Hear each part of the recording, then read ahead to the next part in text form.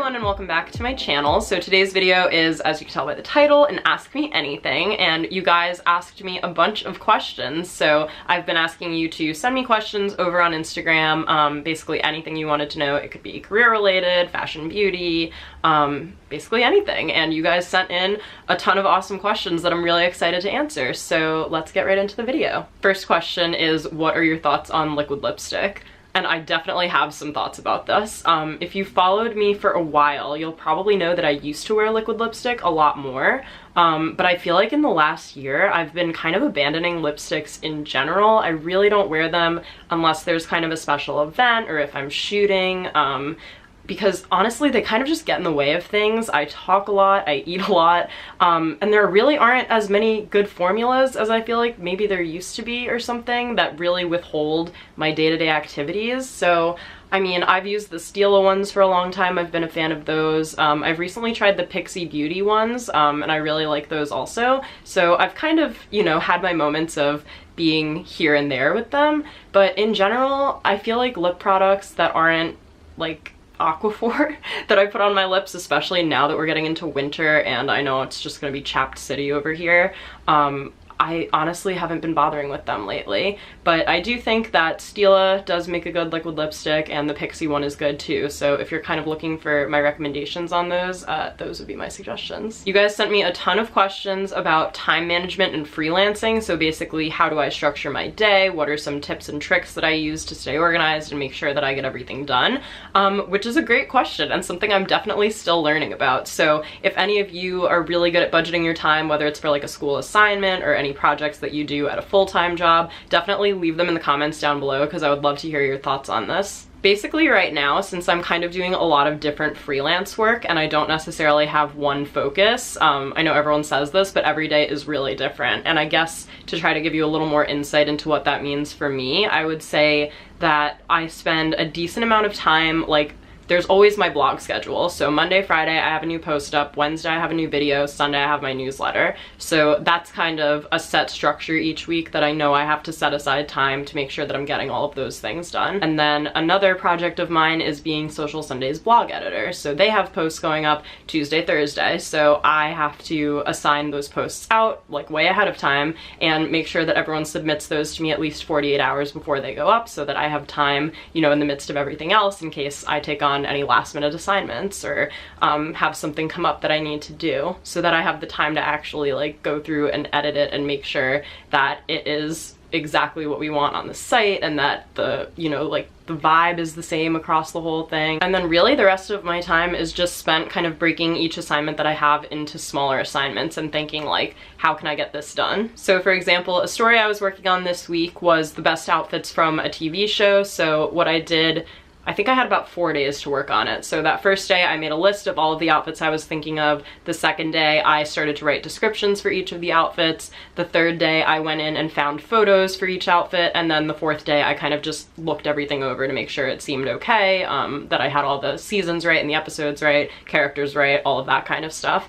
And so that was a big project that I could break up over the course of a few days. So my advice, first of all, is to always set a fake deadline for yourself. I learned that from working in magazines. Like, don't give them the real deadline because you'll get it like the night of that deadline, and I'm assuming that's not when you want to get it. So I always set a fake deadline for myself of the day before if possible, so that if something goes wrong, I kind of have allowed myself some time for something to go wrong, because especially in freelancing, as I just said, sometimes things come up last minute. I definitely don't want to turn down any assignments where, you know, it's like a significant amount of money or it's something I'm really excited to write, and so I want to be able to have that flexibility. I think that's why a lot of people like freelancing to start with, but I still want to make sure I'm leaving time to get done everything I need to get done. So I think having certain consistent projects like my blog and the Social Sunday blog are really helpful in terms of structuring my time, because I kind of have those set things that I'm always doing, and then I really just try to build the rest of my schedule around that. I think the biggest thing is to kind of just know your bandwidth and say, okay, like, it would be great if I could take this assignment on, but they want it turned around in 2 days, and I've got these 3 other things that I have to finish also, so like there's no physical way that I can do it without driving myself insane or without canceling dinner with my friends or whatever it is. Just like definitely know your limits. I always say, like, if you email someone back at 8 o'clock on a Friday night, like, then they know that you'll respond at 8 o'clock on a Friday night. So really just try to remember to set those boundaries for yourself, especially if you're kind of new in the freelance world, because I know sometimes I find myself working kind of overtime without meaning to. I mean, I love what I do, so it's kind of no surprise that I want to be working more, but again, just remembering like when to stop. I feel like that was already such a long answer, and that was only the second question, so I will try to keep everything as concise as possible. Favorite beauty brand of all time on the whole that you think is the most consistent across products? I mean, I feel like if I say anything other than Glossier here, it would really go against my brand ethos. Although, as you guys know, I kind of look at Glossier, I kind of feel like I look at Glossier more like a magazine editor. Like, I kind of am always still wondering, you know, is there something they could be doing better or differently, or is this actually great, or are you just being tricked by the packaging, which I know is a lot of people's like thing with Glossier. Does it actually work? As you saw in my Glossier U product review, I was not a fan of that product and don't know how it cost $60. I feel like that was very not consistent for Glossier in any way. But I would have to say, in terms of like messaging and branding and just general like sticking to their mantra, you know, skin first, makeup second, I think that they do a really phenomenal job of that in general. And then I would also like to shout out Laneige and Fresh. They're also both skincare brands, and I think every product I've tried from them so far has been amazing. I think that they're very consistent as well. I think that they kind of have like know who their customer is and know how to reach them and continue to just make great products across the board. So I guess Glossier, and then I have some honorable mentions too. Tips for growing an Instagram following. I mean, we all want to know this. I struggle with this a lot too.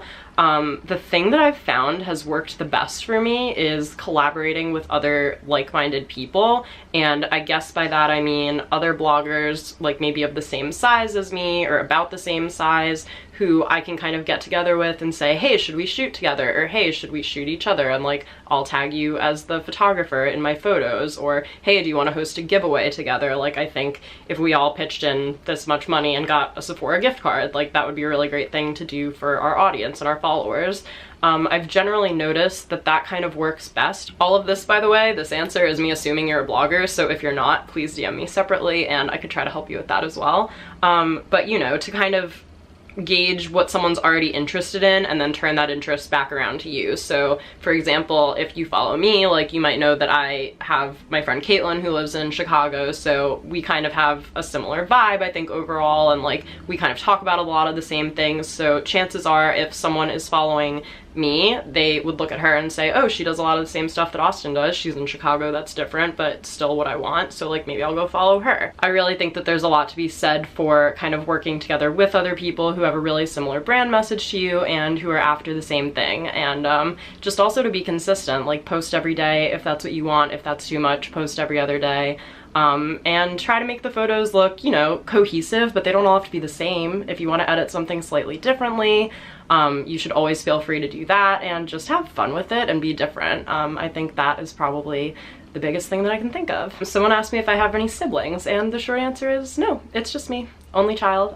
So that's the answer. How can students get short-term Fashion Week internships, helping out backstage, preparing, etc.? This is such a genius question, because if you're trying to get into the fashion industry, helping out during Fashion Week, whether that's backstage, at a PR firm, at a magazine even, is such a great way to do that. Some websites I would recommend for looking at jobs like that: Fashionista, Ed 2010, and Indeed. A lot of them will look for Fashion Week freelancers even, so hopefully you can get paid for your work. What a foreign concept. I think that's something that you can even start looking for definitely ahead of Fashion Week. So over the summer, if you're looking towards Fall Fashion Week, or maybe right after the holidays, if you're looking to intern during the spring, reach out to a PR company and just say that you're interested in helping. A lot of those companies have an info@whateverpragency.com email, so it's always kind of worth cold emailing a couple of those and just seeing if you can get someone to hop on the phone with you or look at your resume or whatever it is. Or if you're working at a magazine, it really can help to email a specific editor, especially a fashion editor. You know that fashion department's gonna need help figuring out all their tickets and seating assignments and all of that stuff too. But yeah, I think that that is a really brilliant idea. Or even still, email a blogger. Email a big blogger who might even have some seats and tickets and stuff that you could like go on their behalf, because they can't be everywhere. and maybe they don't want to go to the smaller designers this season because they've gotten invited to bigger shows, and you could be sitting front row at a mid-level designer show, and that would be awesome. So definitely lots of options to consider. I hope that gives you a little more insight. 5 well-known or famous people I'd invite to the dinner table. They can be living or dead. Okay, Coco Chanel, Anna Wintour, Joan Didion, Mindy Kaling, Chrissy Teigen. I don't know if I need to explain any of those, but how sick would that dinner party be? Top 3 articles that I've ever written, can be for magazines, blog, or anything else. Wow. That is actually such a hard question. And I've thought of my top 3, and I have to say there aren't actually any from when I worked at Nylon or Interview in this mix, which I think is really interesting, but it doesn't mean I haven't written things for them that I've loved as well. These are my top 3 though. Number 3 is an article I wrote for my blog a few years ago called Fashion Week is Broken, How Can We Fix It? And it was kind of just like a think piece. I was really doing some of the more like hard-hitting fashion industry writing that I was interested in doing. So I will link that below in case you'd like to read it, and I'll link all 3 of these below. Then another post was one I did for Fashionista, and it was fashion and beauty editors who had worked in retail, kind of explaining, you know, like how retail informed their careers today, and that was also inspired by a blog post too, so I was really excited to do that story. And I think my favorite is actually one that went up last week, which was a brand profile on Markarian. It's a label by Alexandra O'Neill based here in New York City, and I got to write that one for the Zoe Report. So to write a brand profile, I felt like Vanessa Friedman, it was so cool, and to do it for the Zoe Report was like hitting all of my boxes, so those are some of my favorites. What was the hardest part about deciding to go freelance? So I guess to fill anyone in who doesn't know, I guess the hardest part has been that I didn't decide to go freelance. It kind of just happened when Interview folded, and it wasn't like, you know, right after Nylon, I got the Interview job very quickly, which was super lucky, and a good case of good timing. But I think that like choosing to stay freelance rather just came from once I realized that I had an amazing network in front of me, and that I felt like I really now understood what it was I wanted to focus on and do, and still have a chance to kind of grow my blog on the side as well. As long as I could make it work financially, it was kind of a no-brainer. So I have absolutely loved the last 6 months. They've been super weird and definitely challenging at times, but I couldn't be more grateful, and I really hope to continue this because I'm having a blast doing what I love. How do you stay motivated to constantly put out content? Excellent question as well. I think for me, working at magazines, what used to motivate me was deadlines, but also the idea that, you know, if I did well on an assignment, that there would be more assignments for me in the future, and that I could really like move up and expand and kind of grow into a different role or have different opportunities. And I think the same thing kind of applies to me in my freelance life.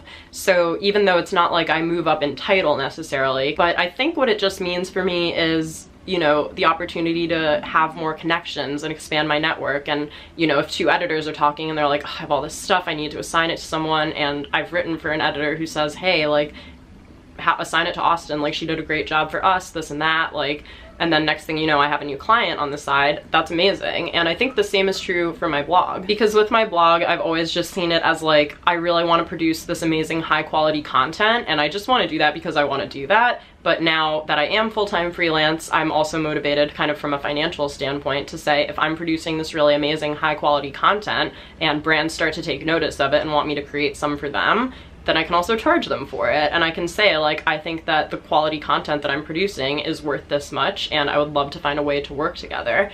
And yes, I see that as a means of fun being a blogger in the meantime and getting to work with those brands, but I see it as long-term, like growing my business and my brand and my identity, and just hopefully becoming, you know, kind of one of those people in the future who is running her own business and who is like running a big business that lots of people know about. So I think that it's kind of like, sometimes it's hard to think about a single Instagram post as having that much value, but I have to think of it that way because that's what I think is going to help grow me in the next few years.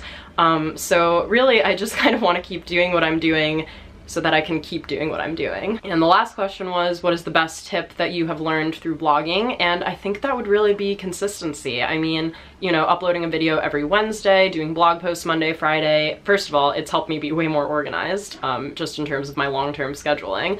And then second of all, I think it's just nice for people to know when to expect to hear from you. It really doesn't have to be every day if that's not what you want, but I think just having a general schedule like that and being able to deliver really high quality content is all you can do, you know? And I think that having your own vision and your own thing that makes you unique is really important. I know in the last few months, like when I've been talking to brands or other bloggers and they kind of ask about my blog and my background, I always kind of talk about how I approach my blog from the standpoint of a magazine editor, and I treat it in the same way, and something that I want to be really professional about. And I think being professional and also just being nice goes such a long way. Say you get invited to an event that you can't attend for a brand you don't really care that much about, you can still write back and say, thank you so much for inviting me, I can't make it, please consider me for other events, because you never know when that PR agency is gonna pick up Gucci, or like, not Gucci probably, but you know what I mean. And it goes a long way to be nice to people.